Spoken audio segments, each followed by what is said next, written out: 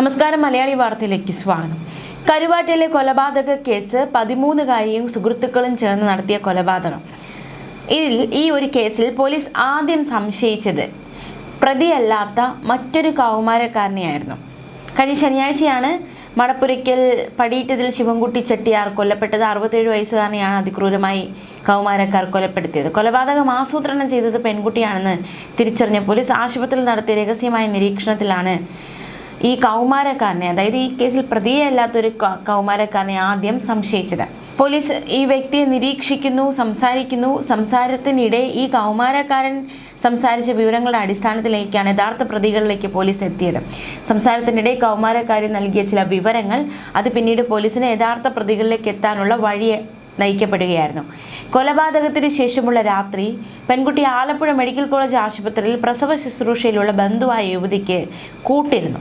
ഇതിനിടെ അടുത്ത ബന്ധുവായ ഒരു കൗമാരക്കാരൻ ആശുപത്രിയിലെത്തി ഈ പെൺകുട്ടിയെ കണ്ടു. ഈ കൗമാരക്കാരനെ കേന്ദ്രീകരിച്ചായിരുന്നു പോലീസിന്റെ ആദ്യത്തെ അന്വേഷണം. അതായത് സംശയം തോന്നാത്ത വിധത്തിൽ തന്നെ ഇയാളുമായി പോലീസ് സംസാരിക്കുകയുണ്ടായി. പക്ഷേ സംഭവത്തെ പറ്റി ഒന്നും അറിയില്ല എന്ന് ആ വ്യക്തിയുടെ വാക്കുകളിൽ നിന്നും പോലീസിന് മനസ്സിലാക്കാൻ സാധിച്ചു. പിന്നീട് കൗമാരക്കാരൻ അത്തരത്തിൽ മൊഴി നൽകുകയും ചെയ്തു. ഇതോടെ പോലീസിന്റെ പ്രതീക്ഷ ആകെ തകർന്നു. പക്ഷേ സംസാരത്തിനിടെ പോലീസിൽ നിന്ന് യഥാർത്ഥ പ്രതിയുടെ പേര് കേട്ടപ്പോൾ ആ പേരിൽ തനിക്ക് അറിയാവുന്ന ഒരാളുണ്ട് എന്ന് ഈ കൗമാരക്കാരൻ പോലീസിനോട് പറയുകയായിരുന്നു. തനിക്ക് അറിയാവുന്ന ആളിൻ്റെ ഫോട്ടോ ഫോണിൽ പോലീസിനെ കാണിച്ചു. ഇതോടെയാണ് കൊല്ലം പരവൂരിൽ നിന്ന് കുറ്റാരോപിതരിൽ ഒന്നാമനെ പോലീസ് അറസ്റ്റ് ചെയ്തത്. കുറ്റാരോപിതരിൽ ഒരാൾ ഇവരുടെ സുഹൃത്തിനെ തേടി കൊല്ലം പാരിപ്പള്ളി പോലീസ് സ്റ്റേഷനിൽ എത്തിയിരുന്നതായി അന്വേഷണ ഉദ്യോഗസ്ഥർ സ്ഥിരീകരിക്കുകയും ചെയ്തു. ആടിനെ മോഷ്ടിച്ച കേസിൽ അറസ്റ്റിലായിരുന്നു കുറ്റാരോപിതന്റെ സുഹൃത്ത്. ശിവൻകുട്ടിയെ കൊലപ്പെടുത്തിയ ശേഷം അപഹരിച്ച 4.5 പവൻ വിൽക്കുന്നതിനോ പണയം വയ്ക്കുന്നതിനോ ആണ് ഇയാൾ സുഹൃത്തിനെ തേടി എത്തിയതെന്നാണ് പോലീസ് നിഗമനം.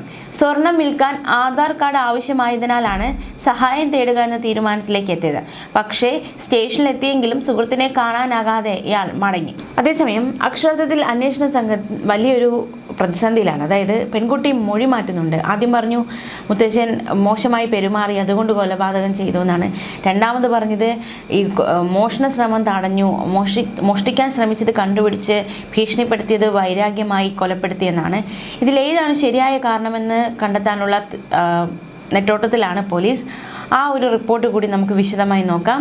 ഈ പെൺകുട്ടി നിരന്തരം മൊഴിമാറ്റുകയാണ്. പോലീസിനെ അക്ഷരാർത്ഥത്തിൽ വെട്ടിലാക്കുകയാണ് 13 വയസ്സുകാരി. അതായത് ഈ കൊലപാതകം കവർച്ചയും ആസൂത്രണം ചെയ്തെന്ന് പോലീസ് കണ്ടെത്തിയ 13കാരിയായ കൊച്ചുമകൾ നിരന്തരം മൊഴിമാറ്റുന്നത് അക്ഷരാർത്ഥത്തിൽ പോലീസിനെ സംബന്ധിച്ച് വലിയൊരു അവരെ കുഴയ്ക്കുകയാണ്. ദുരുദ്ദേശത്തോടെ പെരുമാറിയതിലെ പക എന്ന് ഒരിക്കൽ പെൺകുട്ടി പറയുന്നു.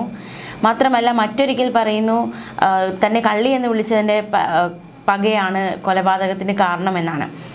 ആദ്യം പറഞ്ഞത് ദുരുദ്ദേശത്തോടെ പെരുമാറിയതിലെ പക കാരണമാണ് മുത്തച്ഛനെ കൊലപ്പെടുത്താൻ സുഹൃത്തിനോട് ആവശ്യപ്പെട്ടത് എന്നായിരുന്നു പെൺകുട്ടിയുടെ ആദ്യ ദിവസം നൽകിയ മൊഴി. പക്ഷേ വീട്ടിലെ അലമാരയിൽ സൂക്ഷിച്ചിരിക്കുന്ന സ്വർണം മോഷ്ടിക്കാനുള്ള ശ്രമം മുത്തച്ഛൻ കണ്ടുപിടിച്ചു. ഇതിനു പിന്നാലെ മുത്തച്ഛൻ വഴക്കു പറഞ്ഞു. ഇതിനെ തുടർന്നാണ് കൊല ആസൂത്രണം ചെയ്തതെന്നാണ് കഴിഞ്ഞ ദിവസം പെൺകുട്ടി നൽകിയിരിക്കുന്ന മൊഴി. ഇതിലേതാണ് വിശ്വസിക്കേണ്ടത്? എന്താണ് ശരിക്കുമുള്ള കാരണം? അങ്ങനെ ചോദ്യങ്ങൾ ഒരുപാടാകുന്നു. ഉത്തരം കിട്ടാതെ ചോദ്യങ്ങൾ അവശേഷിക്കുകയാണ്. 14-ാം തീയതി രാത്രി 8 മണിക്ക് ശേഷം നടന്നതായാണ് 2 സംഭവങ്ങളും പറയുന്നത്. വയോധികനും കൊച്ചുമകളും മാത്രമാണ് വീട്ടിലുണ്ടായിരുന്നത്. പിറ്റേന്ന് രാത്രി കൊലപാതകം. കവർച്ചയും കൊലപാതകവും ആസൂത്രണം ചെയ്തത് കൊല്ലത്തുള്ള കൂട്ടുകാരനാണെന്നും അവൻ നിർബന്ധിച്ചപ്പോഴാണ് വീട്ടിലേക്കുള്ള വഴി പറഞ്ഞു കൊടുത്തതെന്നുമാണ് പെൺകുട്ടി വീണ്ടും മൊഴി മാറ്റിയിരിക്കുന്നത്. അപ്പോൾ ഇങ്ങനെ ഓരോ സമയം ഓരോ മൊഴി ഇങ്ങനെ പറഞ്ഞ് ഈ അന്വേഷണത്തെ ആകെ മൊത്തം കുഴയ്ക്കുകയാണ് ഈ പെൺകുട്ടി. അതുകൊണ്ട് തന്നെ പോലീസ് സംഘം അടുത്ത നീക്കം ക്ലിനിക്കൽ സൈക്കോളജിസ്റ്റിൻ്റെയും കൗൺസിലറുടെയും സാന്നിധ്യത്തിൽ കുട്ടിയെ ചോദ്യം ചെയ്യുക എന്നതാണ്. ആ ഒരു തീരുമാനത്തിലേക്കാണ് അന്വേഷണ സംഘം കടന്നിരിക്കുന്നത്. ഇതിനായി ശിശുക്ഷേമ സമിതിയുടെ സഹായം പോലീസ് തേടിയിരിക്കുകയാണ്. മുത്തച്ഛൻ മോശമായി പെരുമാറിയതോടെ താൻ മുറി പൂട്ടിയാണ് കിടന്നതെന്നും പിറ്റേന്ന് രാവിലെ കരുവാറ്റയിലുള്ള സുഹൃത്തിൻ്റെ വീട്ടിലേക്ക് പോയെന്നുമാണ് കുട്ടി ആദ്യ മൊഴി നൽകിയത്. അവിടെ വെച്ചാണ് കൊല്ലത്തുള്ള കൂട്ടുകാരനെ ഫോണിൽ വിളിച്ച് മുത്തച്ഛനെ കൊലപ്പെടുത്തണമെന്ന് ആവശ്യപ്പെട്ടതെന്നും പറഞ്ഞിരിക്കുന്നു. പക്ഷേ സ്വർണം സൂക്ഷിച്ച അലമാര സ്ക്രൂ ഡ്രൈവർ ഉപയോഗിച്ച് തുറക്കാൻ ശ്രമിച്ചത് മുത്തച്ഛൻ കണ്ടതാണ് കൊലയ്ക്ക് പ്രേരണയായതെന്നാണ് രണ്ടാമത്തെ മൊഴി. കൂട്ടുകാരന് ബൈക്കും തനിക്ക് ഐഫോണും വാങ്ങാൻ വേണ്ടിയാണ് സ്വർണം മോഷ്ടിക്കാൻ വേണ്ടി ശ്രമിച്ചത്. മുത്തശ്ശൻ വഴക്കു പറഞ്ഞു, ശാസിച്ചു, അമ്മയോട് പറയുമെന്ന ഭീഷണി ഉയർത്തി. ഇതോടെ വൈരാഗ്യമായി എന്നും കുട്ടി പറയുന്നുണ്ട്. പിന്നീടാണ് കൂട്ടുകാരനെതിരെ മൊഴി നൽകിയത്. മോഷണ ശ്രമവുമായി ബന്ധപ്പെട്ട മൊഴിയാണ് കൂടുതൽ വിശ്വസനീയമെന്നാണ് പോലീസിന്റെ പ്രാഥമിക നിഗമനം. എന്തായാലും ബാഡ് ടച്ച് എന്നൊക്കെ പറഞ്ഞു എന്ന രീതിയിൽ ഒരു റിപ്പോർട്ടുകൾ പുറത്തു വന്നിരുന്നു.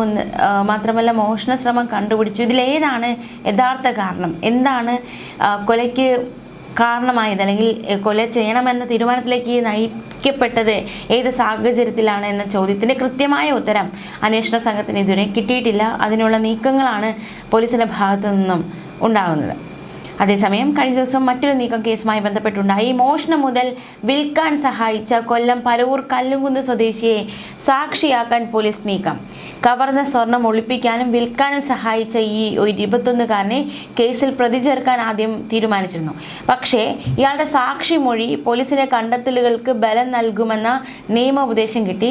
ഇതിന്റെ അടിസ്ഥാനത്തിൽ സാക്ഷിയാക്കുക എന്ന നീക്കത്തിലേക്ക് നയിക്കപ്പെട്ടിരിക്കുകയാണ്.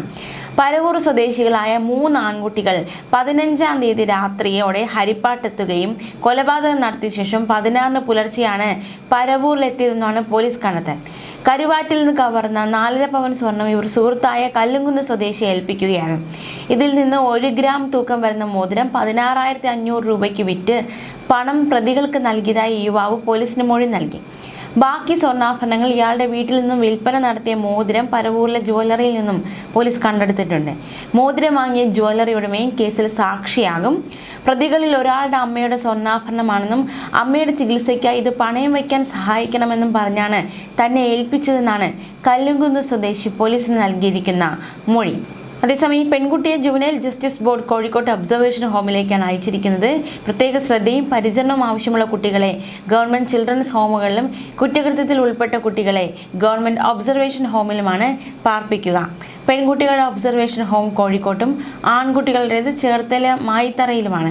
കേസിൽ പ്രതികളായ 3 ആൺകുട്ടികളും മായിത്തറയിലെ ഒബ്സർവേഷൻ ഹോമിലാണുള്ളത്. പെൺകുട്ടിയെ ചോദ്യം ചെയ്യാനായി ക്ലിനിക്കൽ സൈക്കോളജിസ്റ്റ് ഉൾപ്പെടുന്ന മെഡിക്കൽ ബോർഡ് രൂപീകരിക്കുമെന്നും പോലീസ് അറിയിച്ചു. പ്രശ്നങ്ങൾ നിറഞ്ഞ കുടുംബാന്തരീക്ഷം കുട്ടിയുടെ മാനസിക നിലയെ ബാധിച്ചിട്ടുണ്ടാകാം എന്നാണ് പോലീസിന്റെ നിഗമനം. അതേസമയം കൊല്ലപ്പെട്ട വയോധികന്റെ സംസ്കാര ചടങ്ങുകൾ കഴിഞ്ഞ ദിവസം നടന്നിരുന്നു. കൗമാര സംഘത്തിന്റെ ക്രൂരതയ്ക്കിരയായി കൊല്ലപ്പെട്ട കരുവാറ്റയിലെ വയോധികൻ ശിവൻകുട്ടിക്ക് ചിതയൊരുങ്ങിയത് മക്കൾക്കായി പണിയുന്ന വീടിന് സമീപത്താണ്. പുതിയ വീട്ടിലേക്ക് കുടുംബത്തോടൊപ്പം താമസമാക്കാൻ സ്വപ്നം കണ്ട് കഴിഞ്ഞ വ്യക്തിയാണ്. ദിവസവും പണികൾ നോക്കി നടത്തിയ അച്ഛന് മകളുടെ വീടിന്റെ മുറ്റത്താണ് അന്ത്യനിദ്ര. മകളുടെ പ്രസവത്തിനായി ഭാര്യയും കുടുംബവും ആശുപത്രിയിലായിരുന്നപ്പോഴായിരുന്നു കരുവാറ്റയെ നടുക്കിയ കൊലപാതകം.